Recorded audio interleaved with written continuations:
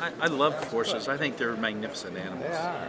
Ohio's Governor Ted Strickland was on the campaign trail this past Sunday in Northeast Ohio, where he met with about 400 Ohio horsemen, both standardbred and thoroughbred.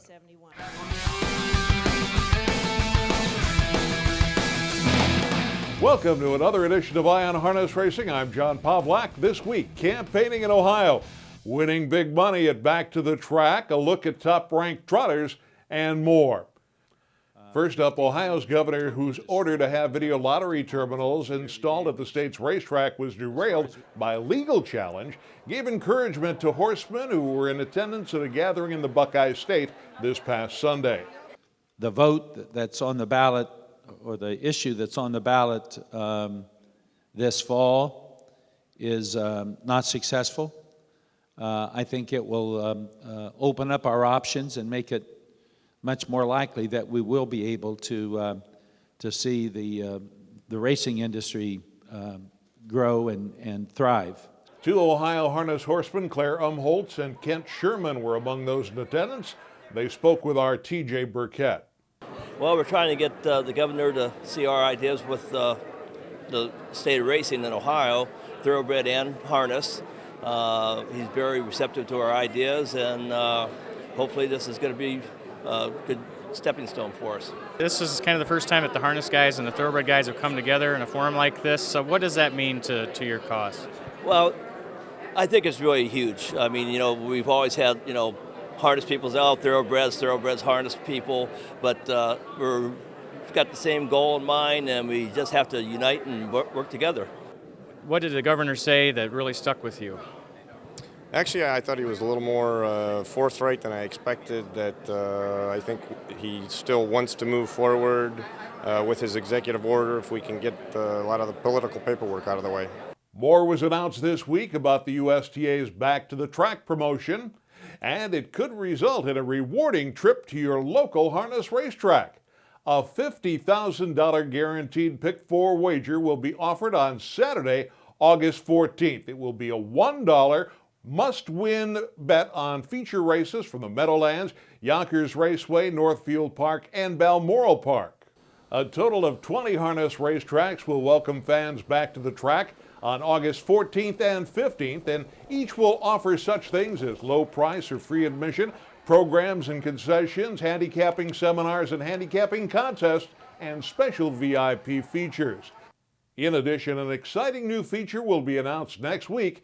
Visit the Back to the Track website often to keep up to date.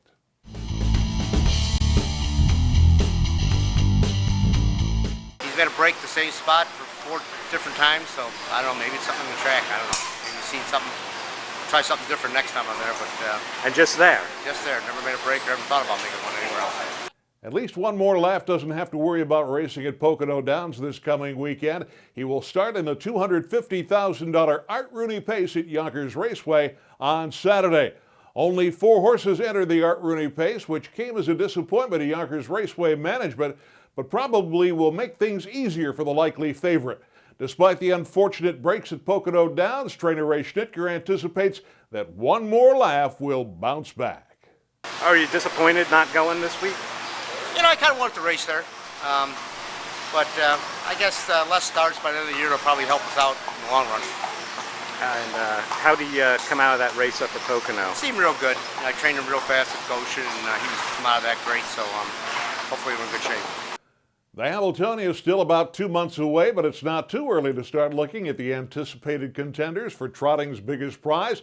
Chuck Sylvester, who trains last year's 2-year-old champion Lucky Chucky, and Greg Peck, who trains last year's Houghton Memorial winner Holiday Road, recently spoke with our Ken Weingartner.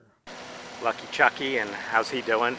Well, he trained very good yesterday. We brought him up here and trained him in just under 58. He was very good. And our plans are to qualify him next Friday, the 11th, and back the 18th, and then we hope everything is in order to go after that. How's he look? He's filled out good. He looks terrific. He feels good. He hasn't had a bad day all winter, so we're right on schedule. How's he come back after the time off? He looks great. He looks physically better than ever. He got so he didn't look as good last fall, and it showed. and now he just is a specimen. If you look at him, he's dappled out all winter, and he just looks great. And what are the plans now from here? Qualify next week, maybe skip a week, qualify the following week, and then hopefully our first pari-mutuel start will be in the historic July the 2nd. Once again, Trackmaster has provided this list of leading trotters and pacers based upon the speed ratings they posted last week. If these were races, handicappers would have difficulty settling on a clear favorite. The top trotters are separated by 4 points and the pacers are grouped within 3, proving just how competitive any harness race can be. Speed ratings, accepted as official by the U.S. Trotting Association, are available exclusively through Trackmaster. At Trackmaster, it's all about winning. Powerful handicapping products built on official USTA data help you be the best horse player you can be. And free services such as StatsMaster and the Virtual Stable also put the odds in your favor. The winning starts at Trackmaster.com. Among this past week's top performances, Fancy Philly looked every bit as good this past weekend as she did, winning honors as last year's Freshman Pacing Filly of the Year. The winner of the $250,000 Lynch Memorial at Pocono, driven by Brian Sears, made a mid-mile move to the lead and then drew off with authority. Feeling you doing all she can, but she's not getting any nearer. And Fancy Philly, fantastic tonight in the Lynch. Gets it done by 5 in 1:49 and 4/5. It was just an overnight at Chester, but it was certainly not a run-of-the-mill effort for vintage master and driver Daniel Dubé, who put their names in the world record table this past Sunday. But Vintage Master has put them all away. He won, 148 and 4. Wow.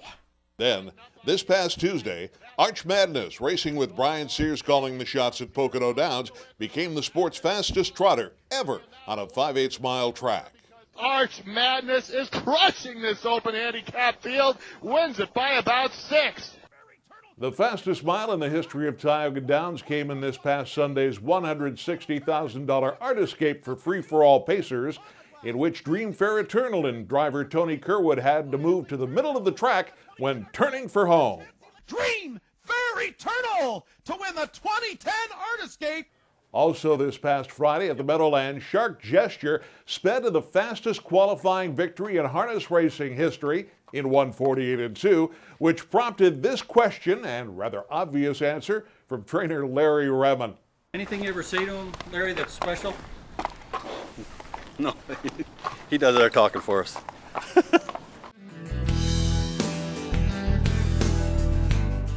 Last week's question drew another bumper crop of correct entries. It seemed everyone remembered it was Fully Loaded who set the Rooney record of 151 and 4 in 2001 for driver Luke Ouellette. We drew the name of Victoria Thompson from Toronto as the winner of one of our new long-sleeve logo t-shirts. This Saturday, the Burlington Stakes will go to post at Mohawk Racetrack. This 3-year-old pacing fixture has been won by many a champion since it debuted in 1964, and many who have gone on to win such classic races as the Little Brown Jug and Breeders' Crown. Our question is this: who is the most recent horse to win those 3 races, the Burlington, Jug, and Breeders' Crown, in the same year? Send your answer along with your name and mailing address in an email to i@ustrotting.com. We'll select a winner from among the correct entries received by midnight next Monday, June 14th. Our prize will be one of these brand new USTA water bottles, available at shop.ustrotting.com, something refreshing for the summer months ahead. Once again, we'd like to hear from you. Send your comments to i@ustrotting.com. I'm John Pavlok. Join us next Thursday for another edition of Eye on Harness Racing.